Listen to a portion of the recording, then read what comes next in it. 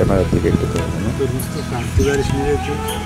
মৌসুম ছাড়া মালচিং পদ্ধতিতে গ্রীষ্মকালীন তরমুজ চাষ করে বেশ লাভবান মাগুরার 3 কৃষক। অসময়ে চাষ করা এসব তরমুজ খেতে যেমন সুস্বাদু তেমনি চাহিদাও রয়েছে বাজারে। ভালো ফলন হওয়ায় মাগুরা জেলার শালিখা উপজেলার অনেক কৃষকরাই এখন গ্রীষ্মকালীন তরমুজ চাষে হচ্ছেন আগ্রহী। আমি তরমুজ চাষ করেছি মালচিং ফিল্মে, নাশক ব্যবহার যাতে না হয় এজন্য ফেরোমেন ফাঁদ ইউজ করছি। বাজারে এখন তো আসলে তরমুজ প্রায় সিজন শেষ, এখন আমার তরমুজ যা আছে ভরপুর আছে। আমি এখনো 20 থেকে 25 দিন পর্যন্ত তরমুজ রাখতে পারবো খেতে, এবং এরপরে তরমুজ তো বাজারে থাকবে না। আমি যখন তরমুজ তুলবো আমার তরমুজটা আসলে দামে বিক্রি করতে পারবো। আমার 15 শতক জমি, প্রথমবার চাষ করে আমি ফলাফল ভালো পাইছি। 17 মাসের পরে আমি বিক্রি করা শুরু করেছি।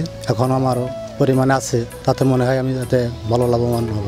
শালিখা উপজেলার তিলখড়ি মাঠে একসময় তরমুজ চাষ ছিল অকল্পনীয়। প্রাকৃতিক নানা প্রতিকূলতা সত্ত্বেও বেসরকারি সংস্থা এডিআই ও স্থানীয় কৃষি বিভাগের সহায়তায় এ অঞ্চলের কৃষকেরা বেশ সফলতা পেয়েছেন গ্রীষ্মকালীন তরমুজ চাষে। তরমুজ এই অমৌসুমে তরমুজটা থাকার কারণে এই তরমুজটার দামে অনেক বেশি হচ্ছে।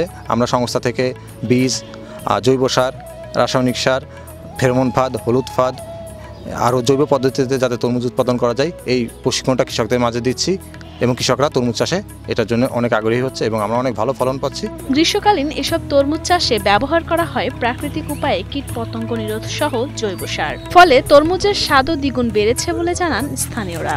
তরমুজ এমনি খেতে ভালো, মানে আমাদের যে দেশাল 34 মাসে যেসব তরমুজ আগে বিক্রি হইতো সেসব তরমুজের চাইতে এগুলো মিষ্টি, তা সুস্বাদু, সব দিক থেকেই ভালো আর কি। আমি তরমুজ আগেও একটা নিয়েছি, এর গুণগত মান খুবই ভালো এবং খেতে অত্যন্ত সুস্বাদু।